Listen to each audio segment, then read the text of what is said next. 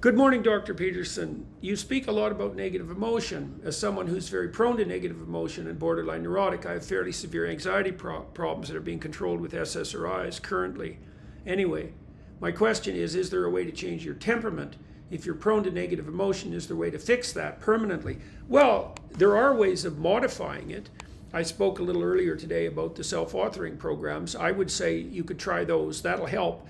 The evidence that writing about your past, of unresolved issues in your past, let's say remaining mysteries, reduces the overall level of stress that you carry with you, because your body computes your average level of stress by calculating something like the proportion of things you don't understand that have happened to you to the proportion of things that you do understand. And you want that ratio to be low. You want to have understood virtually everything that happened to you, so that if the same situation, same potentially problematic situation that did you in the past arises in the future, you know how to deal with that. So getting your story straight in relationship to your past is important. Doing the same in relationship to your future is crucial, because that reduces another level of uncertainty, like another domain of uncertainty. If you're uncertain about where you're going or why, that makes you chronically stressed. Okay, so that can help. If you do those things, you straighten out your story about who you are and where you're going, that will lower your baseline levels of neuroticism. Now, conscientious conduct also decreases neuroticism. There's a negative correlation between conscientiousness and neuroticism, and it looks causal in that more orderly and industrious people suffer less from negative emotion. Okay, and that's probably because they put their environments in order, right? They actually keep order in their immediate environment, so things are neat and orderly around them, but they also work hard so that the future is more stable. Okay, so then what else? There's an emergent literature showing that excess concern about the narrow self is associated with self-conscious suffering. So, for example, you can discriminate between people who are depressed and or psychotic and those who are not with about 75% accuracy by calculating the relative number of self-referential pronouns that are used in speech or writing of the people involved. And the more people concentrate on themselves, their narrow selves, the more miserable they are. And that's buttressed by findings showing that in the scales that measure trait neuroticism or negative emotionality, self-consciousness is actually a facet of the scale itself, which means that acute self-consciousness is so tightly associated with misery that they may be essentially the same thing. So now you can't really escape from that trap by consciously trying to think less about yourself, because if you start thinking less about thinking about yourself, you just end up thinking more about yourself. That's not helpful. But what you can do, this is extremely useful, is you can start thinking about how to put other people at ease and what you can do for other people, like how you can be of service.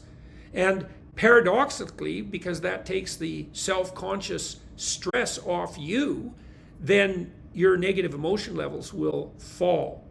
So, if you find yourself ruminating about yourself and your concerns, you can actually learn how to switch your thinking to what you might do to make the lives of the people around you better. And that could be, your immediate partner, for example, or your immediate family members, or your friends, or your business partners, or people in the broader community. Service to others is one of the ways out of negative self-focused emotion. We have this strange idea in our culture that the more we encourage young people to be concerned about their mental state, let's say, the more value we're attributing to them and the more good we're going to do them on the mental health side. And that couldn't be less true. It's actually an anti-truth.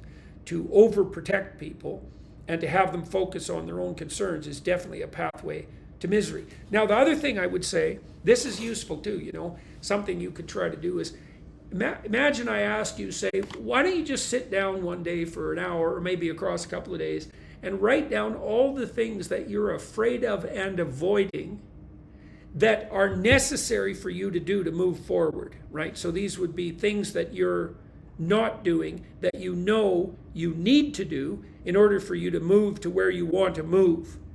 And so you need to make a pretty exhaustive list of those. Then you need to break each of those down. You need a strategy, and a written strategy would be very helpful. You need a strategy of exposure. I mean, like maybe you're behind on your tax documents, let's say, or there's some other stack of paperwork sitting on your desk that you're not attending to because you're afraid. And there may be lots of things in your life that you're not attending to because you're afraid. And so, first of all, you want to admit to what those things are, and you can ask yourself that. Then you want to write them down. Then you want to come up with a strategy for starting to deal with them.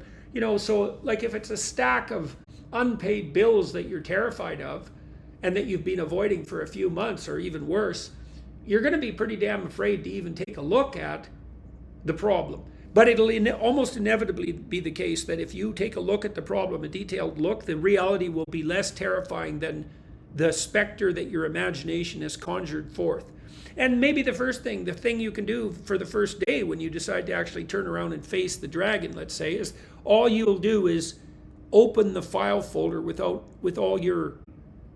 the documentation of what you're avoiding in it and just glance through it, like for 5 minutes, just to break that paralysis. Or maybe you have to spend 15 minutes gathering the dispersed documents that are in whatever the hell passes for your filing system together so they're all in one place. Some move forward. And so what you want to do is you want to think about what it is that's producing negative emotion in you, your doubts and your concerns, and then you want to develop a strategy of incremental approach. And that will also fortify you, partly because you reduce the number of things that you're afraid of by actually dealing with those things so they go away. You actually solve the problems, but also you train yourself to see that you're the sort of person that doesn't have to run from their problems no matter what they are. And that deep learning that you are that sort of person is in fact the solution to the problem that you're describing with regards to severe anxiety. Now, the other thing I would say too, and I don't know anything about you obviously, is you think that your anxiety and perhaps associated depression is psychological, right? And you think that the reason the SSRIs are dealing with it is because they're having a psychological effect, but there are a lot of reasons to be anxious. So, for example, there is good evidence that depression, in many cases, and associated anxiety, let's say, can be a consequence of inflammatory autoimmune problems. And you can look that up for yourself, the relationship between depression and immune dysfunction, especially inflammation. And you got to ask yourself, is there something wrong with you that's making you anxious? You may be physically ill in some complex way. My daughter and members of my family have had a lot of good fortune treating high levels of negative emotion with dietary alteration. As you may know, because it's somewhat well known, we only eat meat. And there's a huge literature emerging on the utility of ketogenic and carnivorous diets to redress serious physical and psychological disorders. So my daughter has done podcasts with a psychiatrist at Harvard, for example, at McLean Hospital, who's been investigating this quite deeply with regard to schizoaffective disorder, which is a very serious near psychotic disorder, a very deep problem that looks like it's physically rather than psychologically grounded. And the data on the carnivore diet in relationship to disease control is extremely positive. Now, there's not a lot of data yet. The studies are hard to do. But don't be so sure that the reason that you're miserable is because there's something wrong with you psychologically. It could easily be that it's the secondary consequence of some physiological illness that's going to be somewhat difficult to specify, right? Because autoimmune problems, the sort of autoimmune problems that cause inflammation, are difficult to specify. So you might want to figure out, do you have allergies? Do you have psoriasis? Do you have any other signs of autoimmune trouble? That's one way of starting. And any other physical illness-like symptoms, because that can help you triangulate on what might be driving your anxiety. But don't assume that it's all psychological, because it could well not be. When I do I don't practice clinically now, but when I did differential diagnosis to begin with, trying to figure out what was wrong with my clients, I always started with the assumption that if they were seriously afflicted on the psychological side, that they may have been ill in some manner that hadn't been diagnosed properly. And that's very much worth considering. So anyways, that's not bad.